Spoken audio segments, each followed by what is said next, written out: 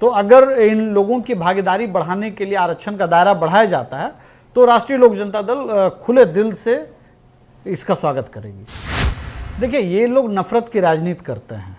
ये लोग भागीदारी जो देनी चाहिए, समुचित भागीदारी कैसे बढ़े सिस्टम के अंदर, सरकारी नौकरियों के अंदर जी, तमाम जातियों की या तमाम समाज के वर्गों की जो पीछे रह गए हैं, उस पर जब बात होती है तो ये लोग नफरत की पॉलिटिक्स को लेकर के आगे बढ़ जाते हैं।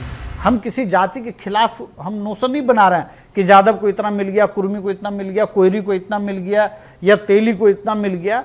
उससे ज्यादा ये देखने की जरूरत है किसको नहीं मिला जी, आप उसको आगे लेकर के आइए। देखिए, माननीय मुख्यमंत्री जी सम्मानित नेता हैं, लेकिन मुझे लगता है कि पिछले कुछ समय से, खास करके जब से महागठबंधन में जब से वो गए हैं जी, तो राजनीति का जो स्तर है या जो मर्यादित भाषा का जो स्तर है या सदन के अंदर जो सदन की गरिमा बचाए रखने की जो एक कोशिश होती है, उन तमाम चीजों में आप देखेंगे कि गिरावट दर्ज की गई है।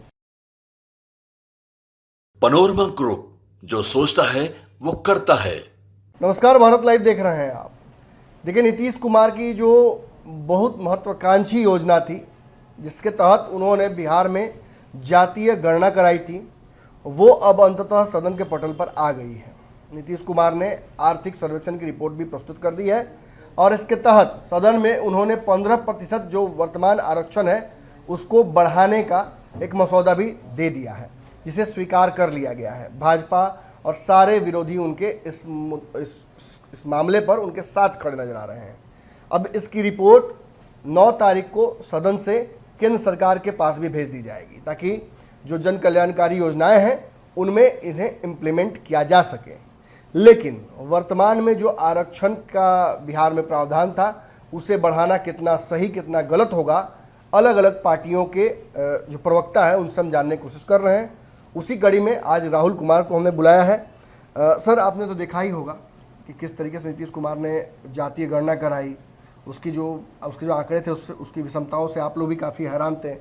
लेकिन अब उन्होंने आरक्षण बढ़ाने की बात कर दी, जिसके लेकर काफ़ी बहस भी हो रही थी।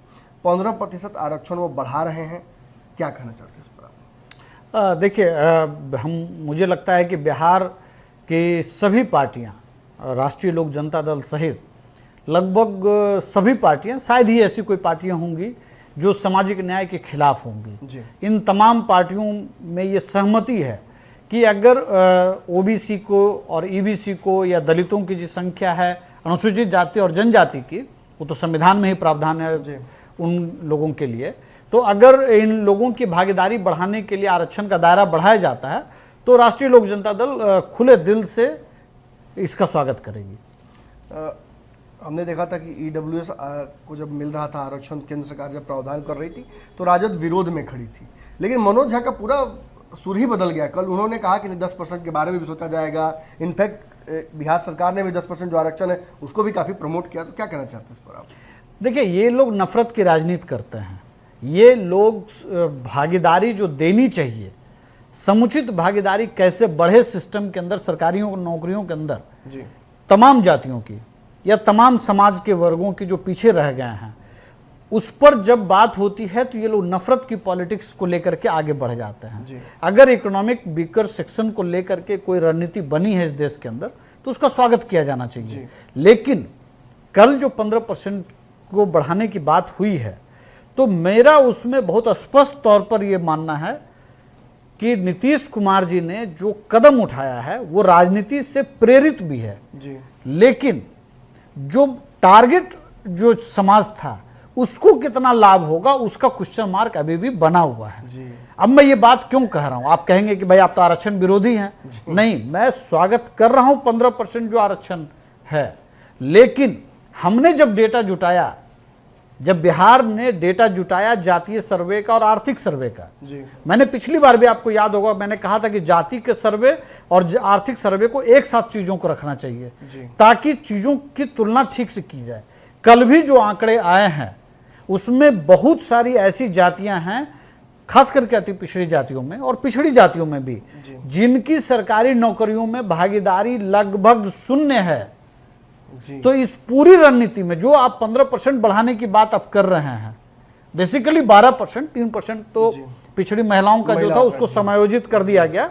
तो जो भी 12 या 15% आप बढ़ा रहे हैं, इस पूरी योजना में जो समाज कल पीछे रह गया था, आज उसके फिर से पीछे रहने की रणनीति दिखाई पड़ रही है। मेरा अभी भी मानना है कि अति पिछड़ी जातियों के अंदर जो समाज पीछे रह गया था, उसके लिए सरकार को एक अलग से एक सिस्टम लाना चाहिए था कि हम इस जो 15% हम बढ़ा रहे हैं, ये 15% में उन जातियों की भागीदारी ज्यादा होगी जो अब तक पिछले 75 सालों की कवायद के बाद भी पीछे रह गए। वो कवायद सिस्टम में पूरी तरह से गायब है, उनकी रणनीति से गायब है। तो कहीं ना कहीं जो उनकी कोशिश दिखती है, वो कोशिश सिर्फ राजनीतिक लाभ लेने की कोशिश है। जो सचमुच में पीछे रह गए हैं उसको अभी भी लाभ पहुंचाने का मकसद नहीं दिखाई पड़ता है। दो बातें बहुत तवज्जो दी जा रही हैं कल के रिपोर्ट के बाद। एक कि पूरा पिछड़ा समाज में यादव समाज सरकारी नौकरियों में बहुत आगे निकल चुका है, एक अच्छा खासा हिस्सा उनके पास है। दूसरा, नीतीश कुमार को बार बार नालंदा कर चिढ़ाया जाता है, कुर्मिस्तान बना दिया उन्होंने, आप भी उसी समाज से आते हैं। उसकी भी भागीदारी बहुत अच्छी खासी सरकारी नौकरियों में दिखी है। ये आरोप जो बार बार रोहिणी आयोग के आड़ में लगाया जाता है कि कुछ खास जातियों को ही मिल जाता है फायदा, ये तो कल दिख भी रहा था ना। देखिए, इसमें कुछ चीज़ों को समझना पड़ेगा। आज़ाद भारत में खास करके मैं कुर्मी समाज की बात करूं तो राजनीतिक तौर पर भले बहुत सक्रिय नहीं रहा हो, लेकिन पढ़ने के मामले में कुर्मी समाज की अपनी एक भूमिका रही है। लेकिन सबसे महत्वपूर्ण बात जो रोहिणी आयोग में जो है, जिसकी बात मैं अभी उसी के समर्थन में मैं बात अभी कह रहा था कि जो परसेंटेज आप बढ़ा रहे हैं उसमें सब कैटेगरी जब तक आप नहीं लाएंगे तब तक जो पीछे सचमुच में रह गए हैं, हम किसी जाति के खिलाफ हम नोशन नहीं बना रहे हैं कि यादव को इतना मिल गया, कुर्मी को इतना मिल गया, कोयरी को इतना मिल गया या तेली को इतना मिल गया। उससे ज्यादा ये देखने की जरूरत है किसको नहीं मिला, आप उसको आगे लेकर के आइए। जो कक्षा में पीछे रह गया उसको पहले बेंच पर लाना है, तो लाने की कवायद कैसे होगी? आप उसके लिए एक सब कैटेगरी लेकर के आएंगे, आप उसको अलग से पढ़ाएंगे। कक्षा में अगर कमजोर व्यक्ति कोई रह गया तो आप उसको अलग से पढ़ाने के लिए स्पेशल क्लास लगाते हैं ना।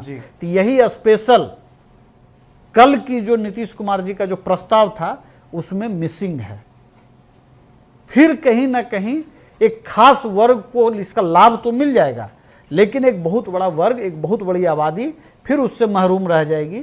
हम समझते हैं कि जो रोहिणी आयोग की जो रिपोर्ट आने वाली है, या जो चीजें छन करके आई हैं, उसको मैं सीधे तौर पे खारिज भी नहीं कर रहा हूं, लेकिन मैं बिहार के संदर्भ में ये कह रहा हूं कि जब आपके पास सीधे तौर पर जातीय और आर्थिक आंकड़े हैं तो उसकी कवायद आपको उन नीतियों में भी दिखना चाहिए, जो पॉलिसी में दिखना चाहिए। वो कल सदन में रखने में नीतीश कुमार जी चूक कर गए।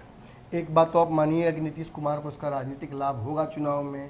आप कहीं ना कहीं बैकफुट पर बिहार में चले गए, पहले जातीय जनगणना, फिर आरक्षण बढ़ाना, बिहार में एक बहुसंख्यक समाज को तो कहीं ना कहीं इसका लाभ मिलने जा रहा है ना, और उसका तो रिजल्ट दिखेगा चुनाव में। देखिए, नीतीश कुमार जी ने जो काम किया है वो सिर्फ नीतीश कुमार जी का काम नहीं है। सदन के अंदर मौजूद सभी 9 पार्टियों ने, सदन के अंदर जितनी भी पार्टियां मौजूद हैं और सदन के बाहर भी जो ऐसे जिनका रिप्रेजेंटेटिव वहां पे नहीं है, उन तमाम दलों ने इसको लेकर के सहमति जताई थी। और कल जब नीतीश कुमार जी ने सदन में कहा कि 15% बढ़ाने का या 12% बढ़ाने का प्रस्ताव है, तो एक भी व्यक्ति बताइए मुझे, या एक भी दल का नाम बताइए जिसने विरोध किया हो। ये तो सर्वसम्मति का मामला है। बिहार के अंदर अगर कोई समाज पीछे रह गया है और समाज की अगर बड़ी आबादी है, तो हम तो बहुत हमेशा ये बात कहते रहे हैं। और मैं एक बात और नुमन जी, मैं बहुत जोर से मैं ये बात कहना चाहूंगा कि ये नोशन बनाया जा रहा है मीडिया हाउसेस की तरफ से भी और बाहर से भी कि बीजेपी और उनकी एलाइड पार्टियां आरक्षण के खिलाफ हैं।